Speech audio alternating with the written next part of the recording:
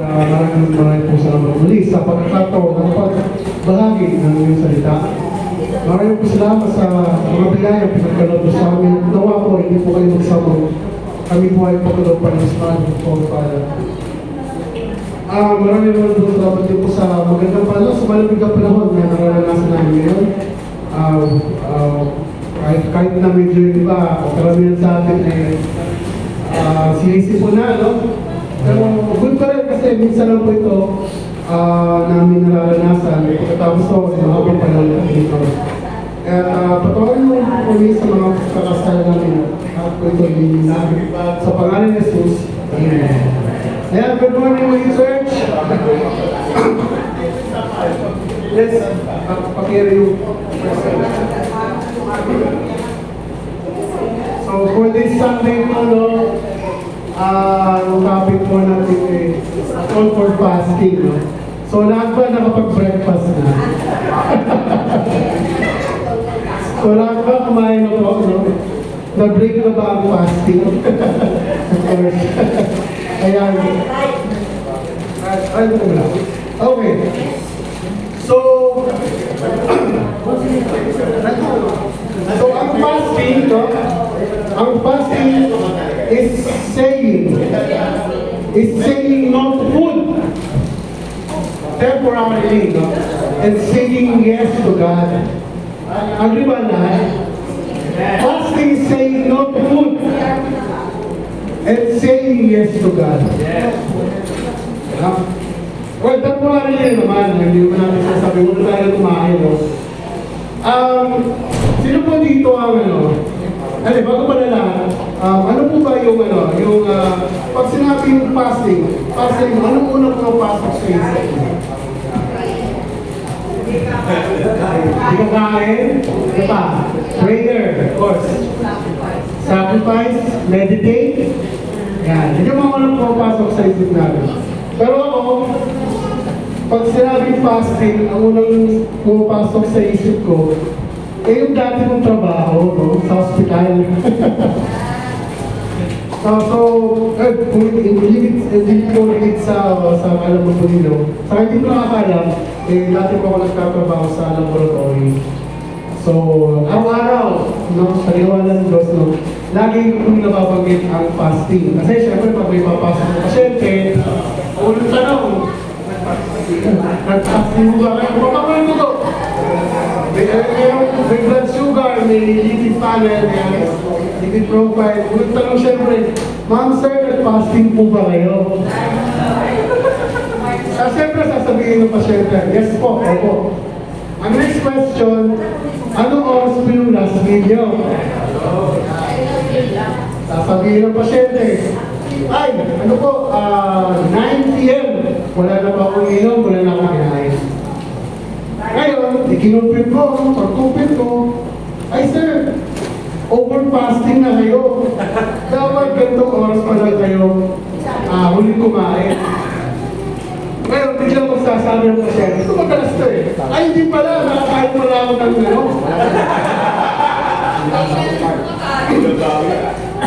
madalas po yun. Kasi mayroon naman kasi talaga umulit. And, well, para sa akin kasi naman, talagang pinapahalagang may talusugan mo, hindi mo gagawin yun. Uulit ka naman kasi, sabi nga, pag hindi mo sunod yung tamang passion, the result will be highly compromised na. Anyway, so actually hindi naman talaga yung topic natin. Nabanggit ko lang naman. So yun, sabi ko kanina, fasting is saying no to food temporarily and saying yes to God. Sino dito ang food is life? Of course. Lahat tayo guilty dyan. Ano, pag may birthday yan, pag may okasyon sa bahay, sa pamilya, hindi walang konting handaan. Sino dito ang gumagastos ng malaki sa pagkain? Tayo, di ba? Oo naman. Kasi, karapatan natin mo, lahat, kumain. Lalo na yung siguro yung mga tao na, kapag gutom, no? Kapag gutom na, nagbabago na nyo. Pero pa tayo ginawa gano'n, kapag gutom na, nagiging tigre. Nagiging leon, kasi sobrang gutom na. Yung may isang oras pa na naman hindi kumakain. Ayan, nakapagutom ay hindi na nakakilala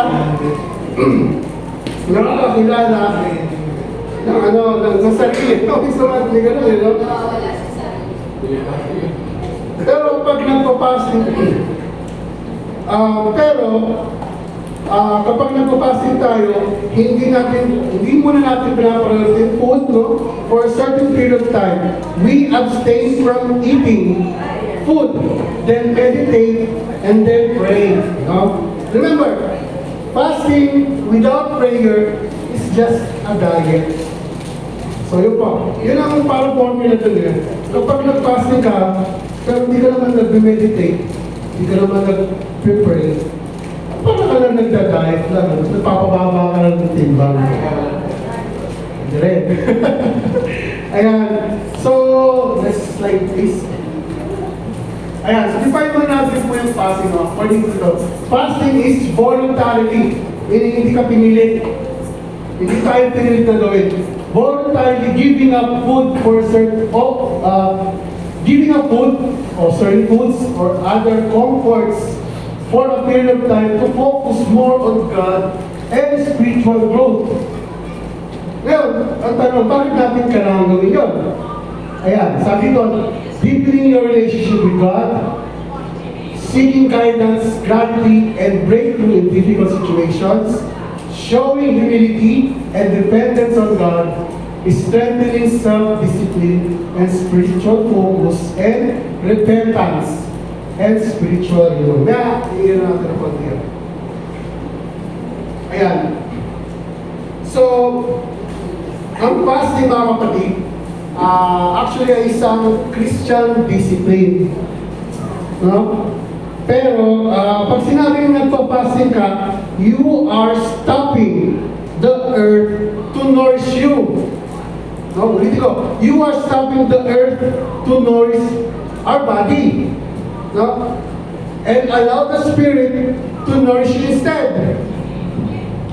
So, kapag nagpa-fasting ka at nagpa-pray, parang inihiwalay natin yung sarili natin sa mundo. Nagpo-focus tayo ngayon kay Lord. Kaya, mapapansin nyo, di ba, pag nagpapasing tayo, yung katawan natin, nangihina, kasi nawawalan tayo ng nutrition. But, ang kapalit doon ay mas malaki, no? Yung nourishment ng ating spirit. Yung kasi, kapag kasi gano'n, yun yung parang nagiging antena natin papunta kay Lord. No? So, sabi dito, so, kung madalas ang nagbibigay ng nourishment sa atin, yung sugar o yung protein na kinakain natin sa pamamagitan ng baboy, ng manok, ng Shanghai, aldereta, asado, etc. Pero pag nagpa-fasting tayo, you are temporarily saying no to earthly nourishment. Okay? Yun yung mga nabulit ko kanina, yung mga pagkain. And you want God to nourish our soul instead. So, ibig sabihin, we are lending our spiritual ear to God kasi gusto natin marinig ang boses natin ng Panginoon. Pero kung may mga tayo, no? Yung may mga prayers na gusto natin masagot ni Lord, no? Ito yung sa mabisang paraan, mag-fasting ka, mag-focus ka, tutulong na sa Kanya, and para siyang catalyst, no? Or mapapabilis yung pagsagot sa ni Lord dahil sa pag-fasting. Kasi gusto natin ng connection with God. Ayaw natin na kahit anong mga pupundong distraction. Ayan. Naalala ko nung ako'y college. Meron kasi kami yearly, first year hanggang fourth year. Meron kaming, nag-aaral kasi ako sa Catholic school. So meron kaming parang yearly retreat na tinatawag. So pupunta kami dyan sa Tagaytay, sa Charles Schwab, para mag-retreat. And actually requirements to. So kahit hindi ka Katoliko, kahit Muslim ka, aatin ka pa din. So yun nga, may time na nagpunta nga doon, nagpunta kami doon, and meron akong classmate na Muslim. And we all know, ang mosque very strict sila pagdating sa kanilang religion. No? And nagkataon yung panahon na pumunta kami doon ay yung panahon ng Ramadan nila. So, ang sarap pa naman ng pagkain. Ang laki ng binayad nila doon, o namin doon. Tapos hindi naman susunod kasi, kasi nga hindi siya pwede kumain. So, ayun, doon. Kami sa lamesa, tapos siya, nakaupo lang. Alam mo yung kita ko sa mukha niya, well, hindi naman, normal lang siya, hindi naman niya pinapakitang naiingit siya, basta normal lang siya, nakaupo lang siya sa, at nakikisa ng mga sa amin. Mga activities, nandun pa rin naman siya, hindi naman siya naman. Tapos nung gabi na, eto nangyari. Nights off na, pag sinabi nights off na kasi, yung mga teacher namin that time, professor, is very strict talaga pag nights off. Wala na dapat talagang gising or nakabukas ang ilaw. Nagulat ako, may kumakatok doon sa pintuan ng room namin. Ano sino ba ito? Pagsilip ko, si Kashim! Kasi pangalan ng Muslim friend ko, classmate. Sabi ko, bakit ka nandito nagawa mo? Ano kung dala niya? May dala siyang cup noodles. May dala siyang cup noodles. Kasi walang tubigan sa walang dispenser ng surong nila. Ito sa room namin, merong initan ng tubig. Kaya, nagpunta sa amin para humingi ng mainit na tubig para makakain. Kasi yun ang oras ng kain niya. Ngayon, ito na. O sige, sabi ko, pasok ka. Bilisan mo lang kasi baka mamay mo ulit tayo, sir. Siyempre, binusan yung ilaw. Siguro pagbukas ng ilaw, pansin mo, sir, na bakit yung inupad ko? So, in short, pumuntahan kami doon sa room. So, si sir, gano'n ginawa natin? Tago ko sa likod ng pintuan. Kasi pag gumano ng pinto, matatakpan siya. Hindi siya makikita. Dumatay yung professor namin, sabi, I told you, it's lights off already. English kasi. Sir, ano po, wala, may kinuha po. Etong isa, nagpanik na yung si Kashim na nagpanik na siya. Ano nangyari? Napautot siya. Gano'n.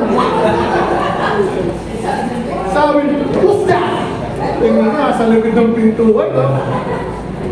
Ang ending, ngayon, napangalita kami na ng professor and pagdating sa classroom, or pagdating yung mga basta, ang nangyari, nabigyan kami ng sanction yung mga panahon. Depende ko lang. Kasi nga, may mga kapit tayo sa ibang religion.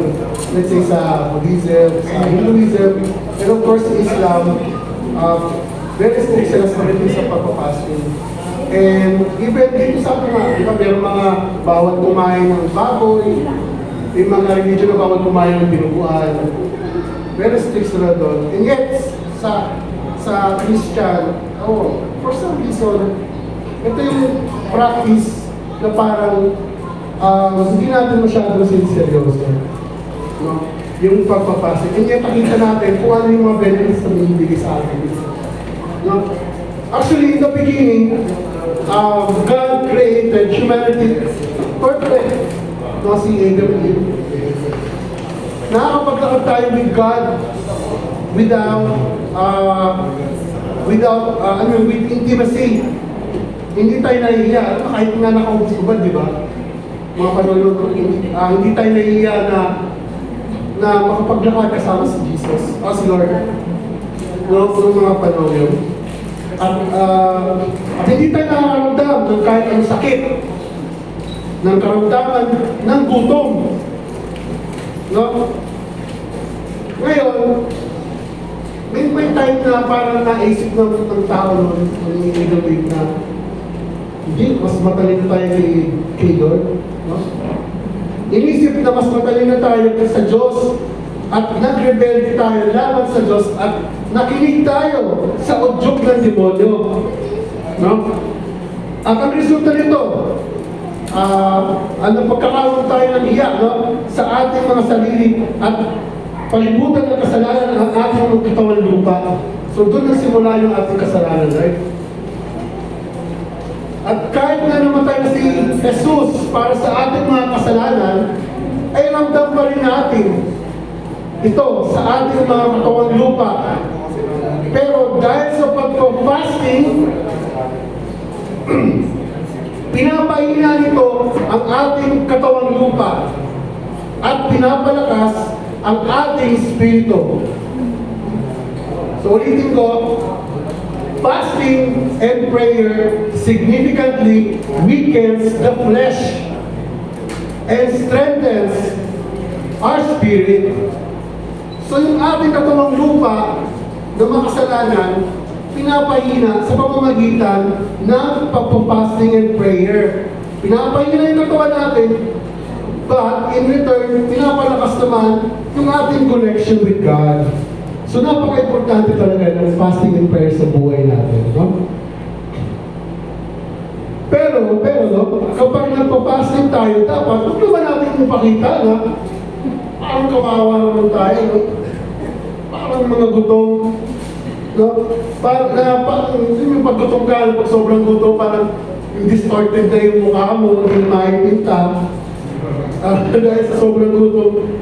Dapat, pakita pa rin natin na normal tayo, no, na hindi tayo nakakaramdam ng gutom. Sabi nga sa Matthew 6:16, 18, when you fast, do not slumber as the hypocrites do, for they disfigure their faces to show others they are fasting. So hindi natin kailangan talagang magpakita na nagpa-fasting tayo. Truly, I tell you, they have received their reward in full. But when you fast, put oil on your head and wash your face, so that it will not be obvious to others that you are fasting, but only to your Father, who is unseen, and your Father, who sees what is done in secret, will reward you. Yan. So, huwag dapat obvious. Huwag natin pakita, pahalata na nagpapasing tayo. Ngayon, may mga pangyayari sa Bible na nagpapakita ng tunay at epektibo ang mga prayer fasting. Especially if you want to seek and reach out to the Lord. Ayan, next slide please. Ayan. Sabi sa 2 Chronicles 20, 1 verse 1 to 4, after this, the Moabites, correct me if I was wrong pronunciation. Medyo parang tayo Mr. Sari. Moabites, the Ammonites, and with them some of the Meunites. Meunites? God came against Jehoshaphat for battle. Samuel came and told Jehoshaphat, a great multitude is coming against you from Edom, from beyond the sea, and behold, they are in Hazazon Tamar. Then Jehoshaphat was afraid and set his face to seek the Lord, and proclaimed a fast throughout all Judah. And Judah assembled to seek help from the Lord.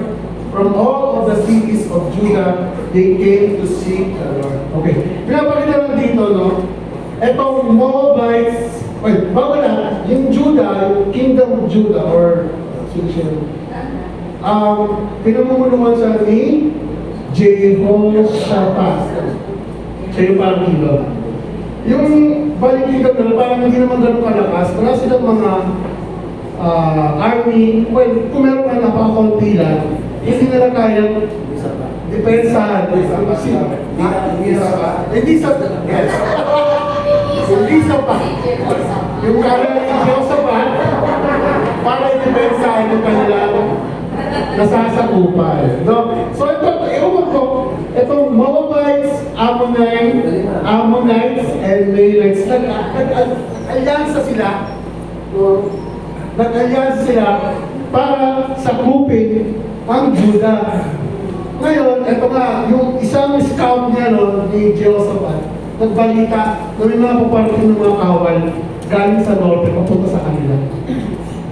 So sabi ni Jehoshaphat, parang may hirapan tayo. So ang ginawa niya, since hindi nila magkakayang depensahan yung kanilang nasasakupan, nag-prayer fasting sila. Inutos niya sa mga tao nila na mag-prayer and fasting sila. And ano nangyari? Next slide please.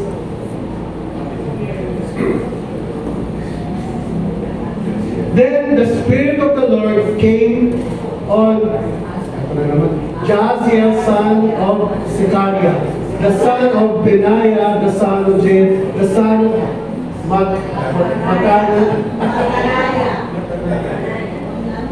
a Levite and descendant of Asaph. As he stood in the assembly, he said, "Listen, King Jehoshaphat and all who live in Judah and Jerusalem, this is what the Lord says to you. Do not be afraid or discouraged because of this vast army, for the battle is not yours, but God." So sa madaling salita, hindi na laban yun. Si Lord ang bahala. Ang nangyari, pumunta sila nag-marcha pa rin sila doon sa para depensahan yung kanilang teritoryo, pero hindi na kailangan gawin yun o hindi na kailangan lumaban kasi nakita nila na yung tatlong yun, mga nag-alyansan yun, ay sila na mismo yung naglalaban sa isa't isa. For some reason, hindi ko alam kung ano talaga ng reason kung bakit naglaban-laban na sila sa isa. Yes, so nag-intervene talaga sila doon. So in short, hindi nasakop yung Judah dahil si Jehoshaphat, hindi man sapat ang kanyang kawal, dahil sa kanyang power the power of faith, the power of praying, and at nagkakalas pa ito ng fasting, narinig talaga ni Lord ang karang prayer. And the result is kaya mag-prayer and fasting tayo, wala kayo ng langis. Kailangan mag-prayer tayo ng langis.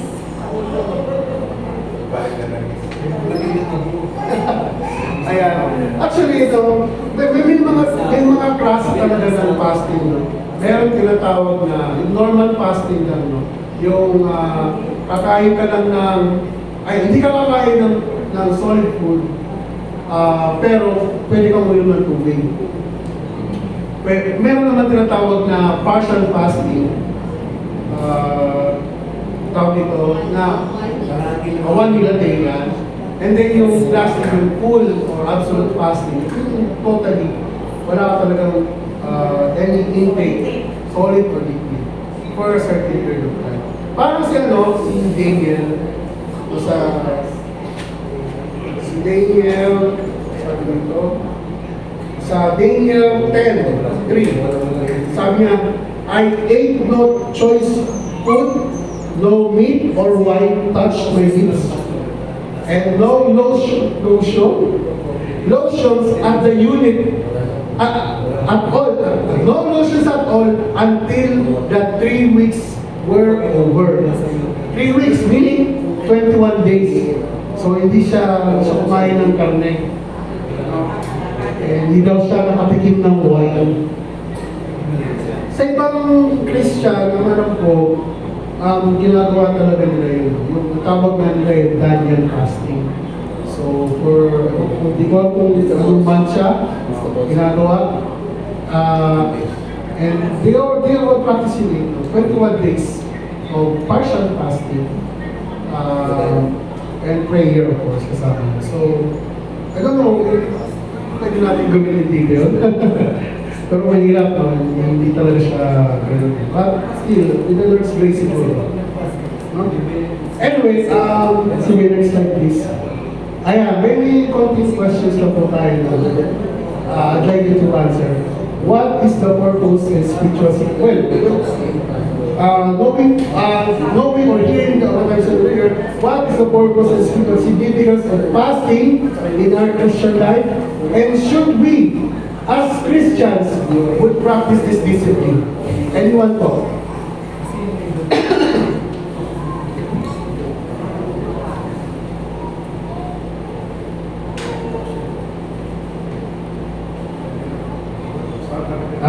Siguro mag-call na lang ako ng random. Si Dale.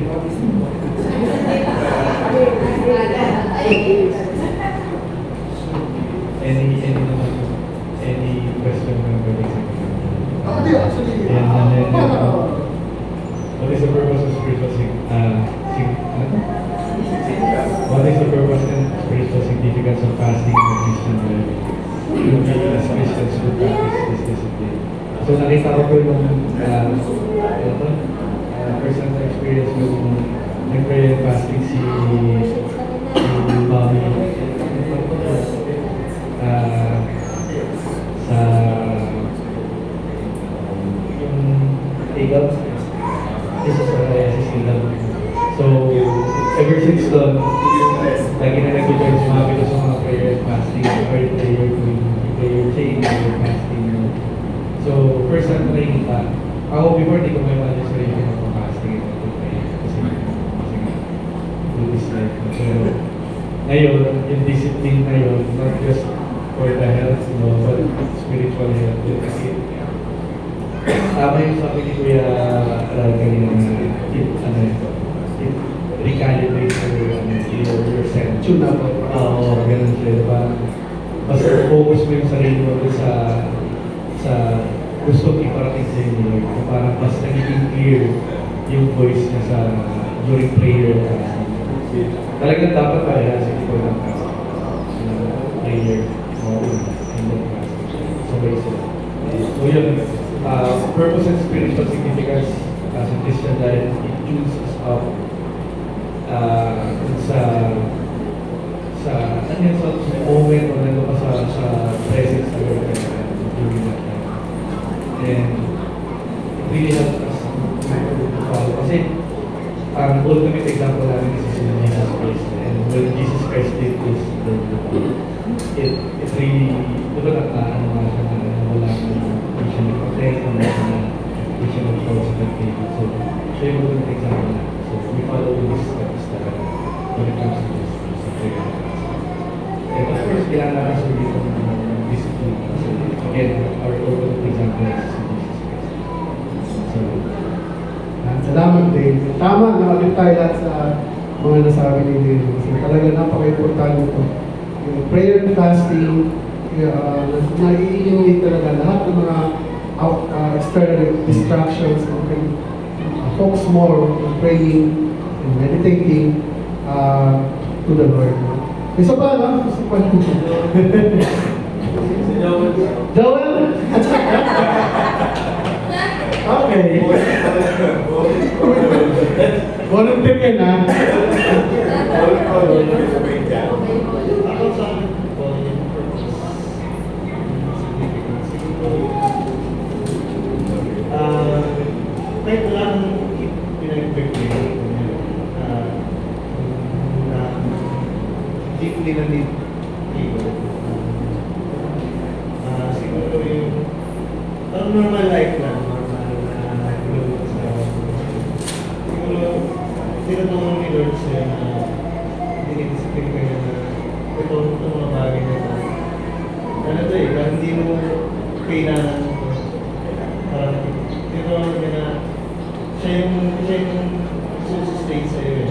Siya yung siguro yung bibigay sa'yo ng lakas. Hindi kung ano yung nandito, yung present sa harap mo. I think yun yung nakikita ko doon. I mean, of course, kailangan sila. Pero yung pag nakita mo sa buhay mo yun, masaya ka parang normal, parang isip mo problema. Yun naman, yun yung nakikita ko. Tinutuwa ko ni Lord na siya yung kailangan niya about everything na isip ko. Yun yung isip ko. Kaya siya yung magpapabubusog sa'yo. Spiritual. Thank you, Joel. Gusto ko pa ng isa pa.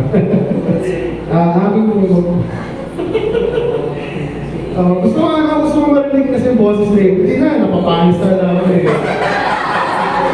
Nakamis pa. Hindi naman pwede kung papunta ka na sa church, upuan. Ano ka naman siya ka na? Kunti lang.